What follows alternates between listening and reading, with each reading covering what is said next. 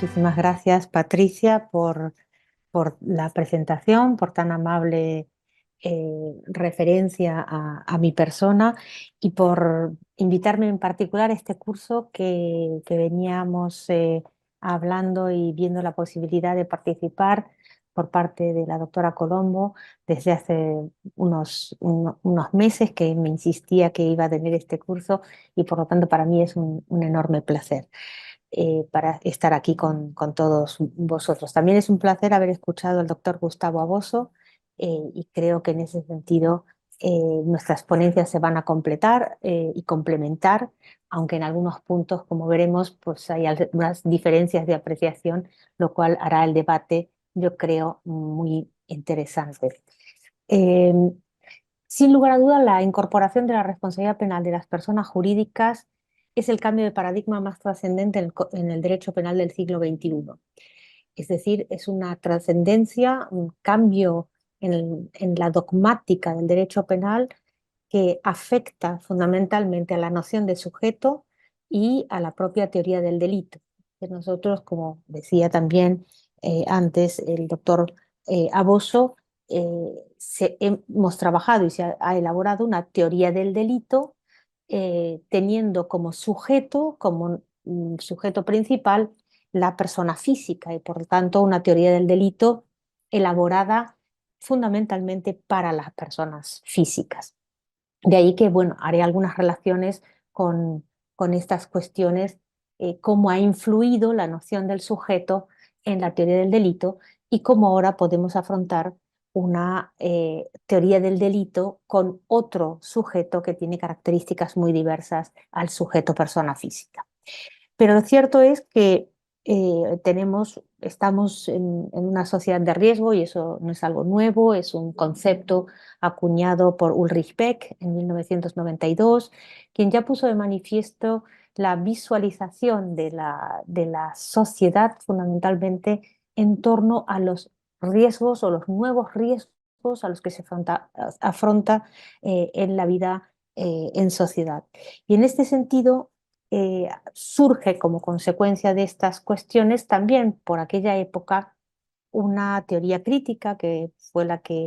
que también se ha referido el doctor Aboso, como ha sido, como es la expansión del derecho penal, es decir, si el derecho penal está pasando fronteras de bienes jurídicos que ya no debería estar en su esfera o si hay una ambición demasiado grande por parte del legislador penal que hace que todo se convierta en derecho penal. Yo creo que tal expansión, lejos de ser una cuestión crítica, es una cuestión que hay que revisarla en todo caso en relación precisamente a esos riesgos a los que se afronta la sociedad. Si el derecho penal es un medio de control social y un medio última ratio, evidentemente, de respuestas a conflictos sociales, evidentemente aquellos riesgos que hoy vive la sociedad son riesgos que hay que afrontar, que se pueden afrontar y para ello los criterios de política criminal tienen que ser idénticos para cualquier otro bien jurídico a proteger, es decir, cuando nos enfrentamos a aquellas lesiones puestas en peligro, infracciones de deberes que son cuya última posibilidad de resolverse solamente pueden tener lugar a través del derecho penal. En ese sentido, no tengo eh, una particular, eh, digamos, eh, po- mm, inclinación porque estamos ante una expansión del derecho penal que es irrefrenable y que por tanto habría que contenerlo. Al contrario, lo que pienso es que el derecho penal, como también se decía antes, tiene que estar a la altura de poder resolver aquellos conflictos sociales y la protección de aquellos bienes jurídicos que creemos que en la sociedad de hoy estamos necesitados de proteger. Y eso es una reflexión que hay que hacer siempre teniendo en cuenta los principios del derecho penal y los principios de la política criminal tal y cual las hemos desarrollado hasta ahora. Y convendríamos, yo creo que entre todos, que hay muchos bienes jurídicos en los cuales hemos entrado a protegerlos y por tanto, desde luego, el medio ambiente hoy por hoy no sería una discusión. Es decir, tener o no unos delitos contra el medio ambiente es hoy prácticamente una cuestión indiscutible en este sentido. Pero volvamos a la noción del sujeto y a la teoría del delito. Evidentemente, si el modelo de sujeto de la teoría del delito clásica, por llamarla de alguna manera, ha sido el ser humano, hemos elaborado unas categorías de la teoría del delito, es decir, unos elementos constitutivos de las categorías del delito que toman como referencia ese modelo del sujeto. Si definimos acción como acción humana, exterior, evitable, es evidente que es una definición de la acción, elemento de la tipicidad, que toma la referencia de un determinado modelo. Con la culpabilidad nos pasa lo mismo. Tenemos una definición que podríamos llegar a pensar, por poner un denominador común en la que todos, independientemente de las distintas teorías que se puedan mantener de la culpabilidad, pero sí que podríamos convenir que podemos definir culpabilidad como la capacidad de comprender la norma y la capacidad de comportarse conforme a esa comprensión que se tiene de la norma. Eh, Estos conceptos, al igual que la sanción, la pena privativa de libertad, han sido los grandes impedimentos para poder decir que las personas jurídicas pudieran ser sujetos del derecho penal. Y sin embargo nos damos cuenta, o se puede ver a lo largo de la teoría del delito y a lo largo de la evolución, sobre todo, de la categoría del delito, que nos encontramos con una evolución de estas categorías dogmáticas o de estos elementos dogmáticos en los que la evolución del propio sujeto persona física, perdón, ha sido relevante. Es decir, a más conocimiento sobre el sujeto persona física, evolucionaron paralelamente los contenidos de las categorías dogmáticas. Y en este sentido, por ejemplo, por poner simplemente dos ejemplos para que nos podamos entender muy rápidamente, la acción no siempre fue definida como una acción humana, exterior y evitable y dirigida. Es decir, el concepto de evitable surge con las nociones del sujeto o los conocimientos del sujeto en torno a los años 60, en la revisión del concepto de acción, en la que Welzel avanza en una teoría de la acción en la que toma en consideración un sujeto que es capaz de dirigir su acción, que hasta el momento no se valoraba de esa misma manera. Luego ya las discusiones en torno hacia el dolo en la tipicidad o el dolo en la culpabilidad, pero sin entrar en esas cuestiones que no es lo que hoy quiero señalar, es fundamentalmente señalar o dejar como un punto de partida importante para la discusión sobre la responsabilidad penal de las personas jurídicas, es que el modelo de sujeto condiciona las categorías de la teoría del delito y, por otro lado, afirmar que esa elección del sujeto del derecho penal no es una elección ontológica inamovible, es decir, no es que solamente la persona física puede ser sujeto del derecho penal, sino que tendremos que valorar si en la sociedad actual solamente podemos explicar la sociedad a través de las individualmente de las acciones humanas, cuestión que creo que es algo que está más que puesto en particular referencia hoy en día, que no es así con la dimensión que han adquirido las corporaciones, donde muchas de las cuestiones que mueven el motor de la sociedad ni siquiera podrían llevarse a cabo si no tuviéramos elementos corporativos o corporaciones. Desde esa perspectiva, entonces, las reglas de la autoría y participación están pensadas, por un lado, para autores o partícipes personas físicas, por lo tanto, difícilmente nos van a poder resolver el problema de la persona jurídica. Por otro lado, tenemos que pensar que en el derecho penal no hay responsabilidad por transferencia, es decir, nadie responde por el hecho de otro. Lo que podemos tener es una posibilidad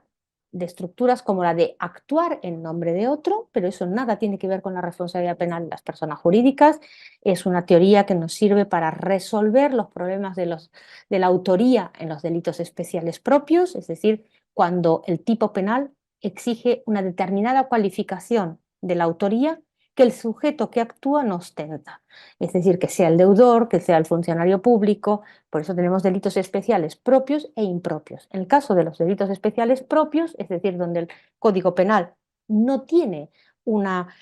categoría o un delito, perdón, para la persona que no reviste esa categoría, tenemos la figura de actuar en nombre de otro. Es decir, quien actúa es quien responde y lo único que permite la cláusula del actuar en nombre de otro es suplir la falta de cualificación que tiene de la autoría, la falta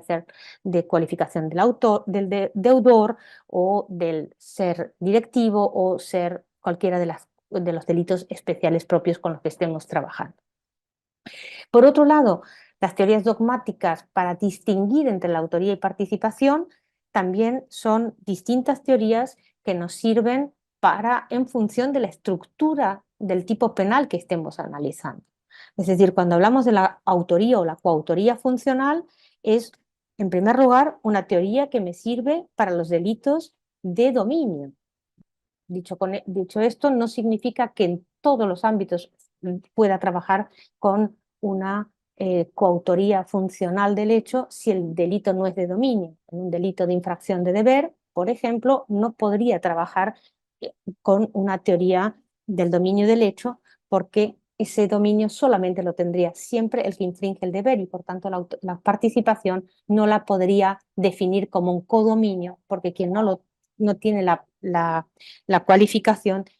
no tiene la infracción del deber, perdón, no tendría ese codominio. Y en general en los delitos económicos, perdón por el ruido de fondo,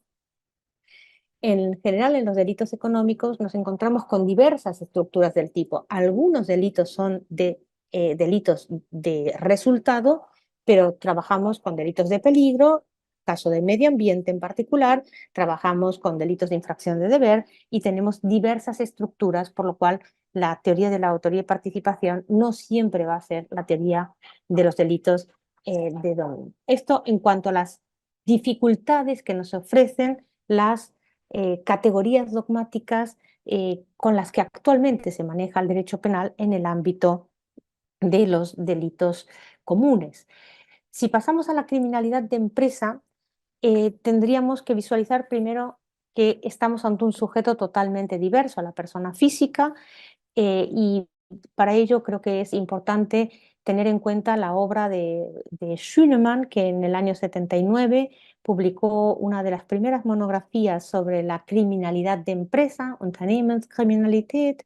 en la que abordó una primera importante distinción. Es decir,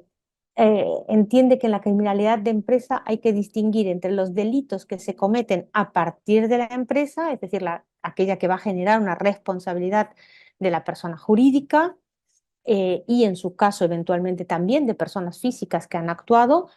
y de los delitos que se cometen contra la propia empresa, es decir, una responsabilidad de las personas físicas, de los directivos o los empleados que lesionan bienes jurídicos de la propia empresa, como puede ser con un delito de apropiación indebida, pero en definitiva todos estos delitos, esta segunda categoría de los delitos que se cometen contra la propia empresa, a pesar de que son delitos económicos, nada tienen que ver con una responsabilidad penal de la empresa y su estructura de imputación es la de la responsabilidad individual de personas físicas conforme a todos los elementos de la categoría del delito que manejamos. En este sentido, esta distinción además nos permite ponernos en una siguiente conclusión, y es que la criminalidad de empresa nada tiene que ver con las estructuras de criminalidad organizada. Es decir, la empresa no es un aparato organizado de poder en la cual vamos a tener esos elementos de imputación, porque la empresa es un sujeto, primero, jurídicamente organizado, no hay actividad ilícita, ni hay una organización ilícita detrás, hay órganos de administración, hay comisiones delegadas del órgano de administración, hay directivos, hay ejecutivos, hay personas con capacidad de decisiones intermedias, como es el middle management, y puede haber otros empleados que no tienen ninguna capacidad de decisión. Por tanto, habrá que trabajar con otras estructuras en las cuales, por eso, insisto, creo que desde luego la teoría del dominio del hecho difícilmente nos va a poder ayudar a poder resolver ningún problema de la empresa como centro de imputación de decisiones, eh, en este sentido, como un sujeto individual e independiente del derecho penal, que hay que verlo como dos sujetos realmente diferentes. Por eso también cuando hablamos de la culpabilidad, no han ayudado aquellas teorías que se intentaron elaborar, bien por Hirsch o por Schroth o por otros autores, que trataban de alguna manera, encontrar una semejanza entre la culpabilidad de la persona física y de la persona jurídica,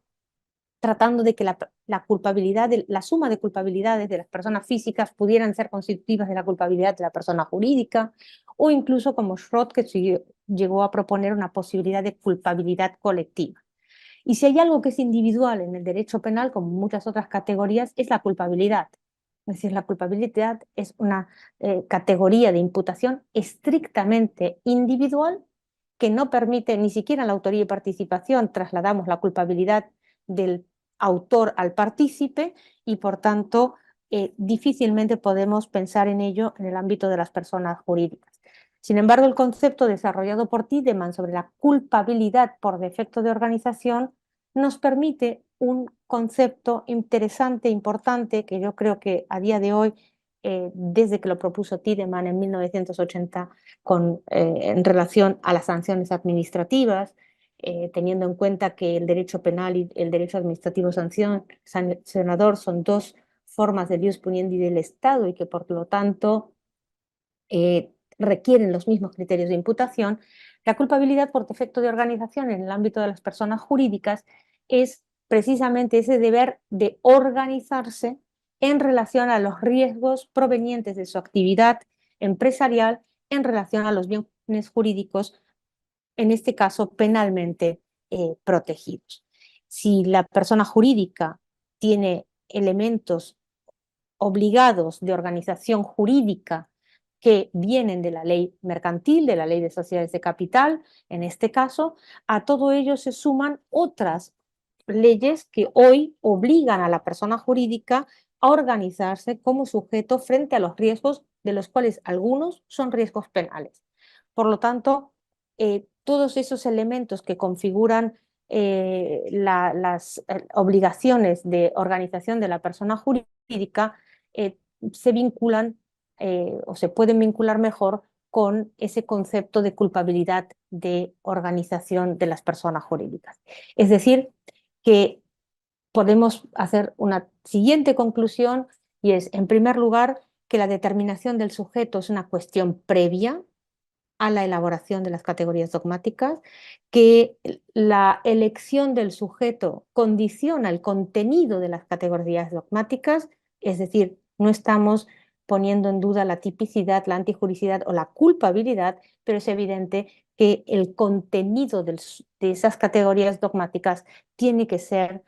revisado y adaptado al sujeto en concreto al que hay que someter a imputación. Por tanto, no me va a servir un concepto de acción humana exterior y evitable si quiero aplicar la acción a la persona jurídica. Y, es decir, las discusiones intrasistemáticas, es decir, dentro de una teoría del delito, con sus categorías y los elementos que componen las categorías elaboradas a la persona jurídica, tratar de adaptarlas a las personas, perdón, elaboradas para las personas físicas, tratar de elaborarlas para las personas jurídicas, resulta absolutamente inviable. Es una discusión absolutamente circular que no permite llegar a ningún tipo de conclusión satisfactoria, porque cualquier alteración de los contenidos de las categorías dogmáticas, tratando de establecer un paralelismo entre persona física y persona jurídica, no lleva a la posibilidad de elaborar conceptos que sean adaptables a la misma. Aunque quisiéramos decir, bueno, no vamos a aplicar penas, vamos a aplicar medidas de seguridad en el derecho penal porque permiten soslayar y evitar el problema que nos genera la culpabilidad, llegaríamos a la problemática de cómo definimos la peligrosidad de la persona jurídica, en tanto que la peligrosidad inherente a las medidas de seguridad es un concepto también elaborado a partir de la peligrosidad de las personas físicas. Por tanto, difícilmente podríamos llegar a una mejor solución. Hoy por hoy, la teoría del delito también ha sufrido modificaciones a partir de distintas teorías de la teoría de la pena y por lo tanto no cabe duda que la teoría de la pena es una teoría que incide en la forma y en las distintas elementos que sometemos al ámbito de la imputación en el ámbito penal. Con estos elementos o con estas pequeñas, digamos, cimientos, me quisiera centrar muy brevemente en la ley argentina, hacerles unos comentarios de cuestiones preliminares. La ley argentina es, como decíamos antes, es una ley especial, no está en el Código Penal. La ley 27.401 es producto del cumplimiento con las obligaciones del Tratado Anticorrupción de Naciones Unidas del año 2005 y, por tanto, una ley que responde exclusivamente a esa obligación y no tiene en cuenta toda la discusión que hoy o hace bastantes décadas se están manteniendo sobre la responsabilidad penal de las personas jurídicas. Y eso vamos a ver que tiene muchas disfuncionalidades en el ámbito de las normas de imputación que tiene. Ley especial o código penal. Si vamos a introducir, en este caso se introducen un catálogo de delitos muy limitado, como es el cohecho, las negociaciones prohibidas para los funcionarios, el enriquecimiento ilícito, los balances, no recuerdo mal, los balances e informes eh, falsos agravados, es decir, un catálogo de 5 grupos de delitos que son los de la Convención de Naciones Unidas y, por tanto, el legislador ha optado por una ley especial. Pero no podemos o no creo que sea conveniente seguir optando por leyes especiales en función del delito, introducir la responsabilidad penal de las personas jurídicas. Sería realmente una política criminal absolutamente disfuncional. Uno puede aceptar la responsabilidad penal de las personas jurídicas y a partir de ahí tener un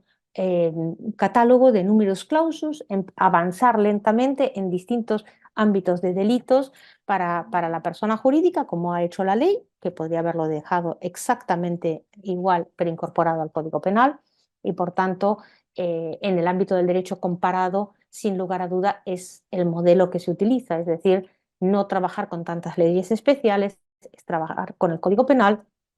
y, por tanto, tener un sistema que incorpore a la persona jurídica como sujeto y luego pueda ir limitando o ampliando en función de la política criminal que se quiera seguir los delitos por los que puede responder. En España el catálogo de delitos es muy amplio, es un delito que abarca también los delitos contra el medio ambiente, como no podía ser de otra manera, y no solamente se ciñe a los tradicionales delitos económicos o anticorrupción. Tanto el catálogo de delitos es muy amplio. En mi opinión personal, realmente el catálogo de delitos debería ser abierto, es decir, cualquier tipo de delito puede ser cometido por una persona jurídica y la jurisprudencia irá evidentemente adaptando en los criterios de imputación y veremos que hay delitos que no pueden ser imputados a las personas jurídicas, evidentemente, como ha ocurrido, por ejemplo, con los delitos culposos. En España hemos tenido hasta el Código Penal de 1995, un Código Penal que tenía una cláusula apertus del delito culposo y, por tanto, en principio, cualquier delito podía cometerse de forma culposa, salvo aquellos que fueron siendo reducidos por la jurisprudencia por razones evidentemente obvias en este sentido. La terminología y la sistemática que utiliza la ley es realmente, bueno, es una ley que tiene normas penales, normas procedimentales, no es siempre ordenada, metodológicamente no siempre está ordenada. En la terminología me llama mucho la atención que distinga entre personas jurídicas y personas humanas, y no entre personas físicas y jurídicas o naturales, como suele ser tradicional en la discusión jurídica, pero es algo que me llama la atención. Por otro lado, la ley tiene, a mi modo de ver, también carencias en cuanto al principio de legalidad y al mandato de determinación, cuando las exigencias del ex querta no siempre están presentes en algunos elementos. Un ejemplo simple, cuando dice que los programas de integridad tienen que ser adecuados. ¿Adecuados a qué? ¿no? Sería la primera pregunta. Sobre esto podemos volver luego un poquito más adelante. Y luego tiene carencias normativas en cuanto a las eximentes y a las atenuantes porque establece algunos criterios o algunos elementos, requisitos que tienen que darse conjuntamente para que pueda concurrir una eximente que no siempre van a permitir tener la previsión de una eximente en el ámbito de la responsabilidad penal de las personas jurídicas. Eh, Dejando de lado el número de clausus de delitos que tiene contemplada la ley, donde evidentemente no tienen los delitos contra el medio ambiente o los delitos ambientales, voy a hacer unas breves referencias, unas breves pinceladas al artículo 2 y a los elementos de la definición de la determinación de la autoría. Y en este sentido, eh, pareciera que el legislador, por un lado,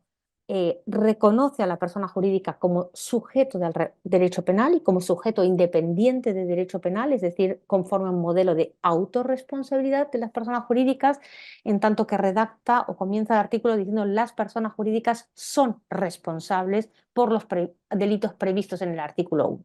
Después establece los criterios de cómo va a imputar a la persona jurídica, pero lo cierto es que la forma de descripción que se hace y se inicia, estamos ante, yo diría, sin lugar a duda, ante un modelo de autorresponsabilidad, es decir, no ante un problema, y porque no puede ser tampoco de otra manera, en tanto que los modelos de heteroresponsabilidad, es decir, son modelos que a mi modo de ver difícilmente son conciliables con los principios del derecho penal, en el cual la responsabilidad es estrictamente individual de las personas o de las personas que han participado por ser partícipes en un delito, pero lo que no existe en el derecho penal es transferencia de responsabilidad de un sujeto a otro. Nadie responde por el hecho de otro. Y en este sentido reconoce como personas jurídicas a todas las de derecho privado, sean de capital nacional o extranjero, lo cual es importante para la problemática transnacional que tienen los delitos en los que pueden verse involucradas las personas jurídicas, y también contempla a las personas jurídicas de las cuales el Estado sea parte del capital, por tanto las personas jurídicas, las empresas públicas o semipúblicas en este ámbito de las sociedades mercantiles. Excluye, lógicamente, la responsabilidad penal de las personas jurídicas de derecho público, como son el Estado y las administraciones públicas, los organismos reguladores, agencias o organismos internacionales, que no están lógicamente contempladas en esta materia, discusión que ha sido además ya tratada con mucha, de forma muy pormenorizada, en tanto que el Estado, cuando responde, responde de otra manera, pero no por sus irregularidades o por sus ilícitos frente a terceros, responde con otro tipo de responsabilidad. Y dentro de estos criterios de determinación que utiliza ya en el párrafo primero y en el párrafo segundo, establece dos criterios para poder imputar a la persona jurídica. Primero, que los hechos hubieran sido realizados directa o indirectamente con su intervención o en su nombre o en su interés y beneficio, no se sabe por quién. O sea, lamentablemente le falta de alguna manera el sujeto, porque habría que decir la persona física que hubiera actuado en este contexto, para poder hablar de un sujeto que puede realizar un hecho de una persona jurídica de forma directa o indirecta, que sea solamente en su nombre, estaríamos solamente ante los representantes legales, con lo cual establece el círculo de imputación en el ámbito superior de la organización empresarial y lo sitúa fundamentalmente en el órgano directivo o de administración desde el punto de vista legal. Por lo tanto, otros realizan acciones dentro de la empresa u omisiones, sin lugar a duda, pero no son representantes legales. Por lo tanto, si son hechos realizados con su intervención o en su nombre, evidentemente estoy ante un círculo muy reducido de personas cuyos hechos podrán desencadenar la responsabilidad penal de las personas jurídicas. Y en el párrafo segundo, el legislador argentino hace un tremendo salto y se refiere a la actuación de terceros, terceros que en beneficio o interés de la persona jurídica hubieran realizado un hecho en su beneficio, en beneficio de la persona jurídica, y que la persona jurídica hubiera ratificado la gestión, aunque fuera de forma tácita. Y se está refiriendo, evidentemente, hablando de terceros, a personas que no se encuentran dentro de la estructura empresarial. Está pensando probablemente solamente en aquellos que pueden ser intermediarios o cadena de suministros o proveedores, que son aquellos que en el marco de los delitos de cohecho están particularmente relacionados, pero que puede ocurrir perfectamente en cualquier otro tipo de delitos. Pero si hay algo que se deja fuera, el legislador, es toda la estructura intermedia en la que se pueden adoptar decisiones, y precisamente carece, diría yo, de unos elementos que permitan realmente decidir y establecer correctamente las distintas posiciones de garante dentro de la estructura empresarial para poder determinar quién decide, quién ejecuta y dónde se han adoptado las decisiones que vinculan a la persona jurídica. Y si vamos a la estructura de una persona jurídica, veremos que nos encontramos ante una estructura organizada, ante una estructura legalmente organizada, de cuya actividad pueden derivarse delitos, sin lugar a duda, que provienen del riesgo de la actividad empresarial, no del riesgo que asuma un tercero al margen o de la estructura empresarial, y en todo caso donde existe un sinfín de posiciones de garante de todos aquellos que pueden, que tienen facultades para decidir, facultades para organizar, facultades para decidir la ejecución de los riesgos, y por tanto estamos hablando fundamentalmente de posiciones de garante. eh, el delito con el cual, todos los delitos que veremos, y yo mantengo, parto de la base de la teoría de que la posición de garante es tan necesaria en los delitos y un elemento constitutivo de los elementos de los delitos, perdón, tanto omisivos como de los delitos de acción. Por tanto, es una estructura que lamentablemente hoy por hoy la ley no ofrece y que debería eh,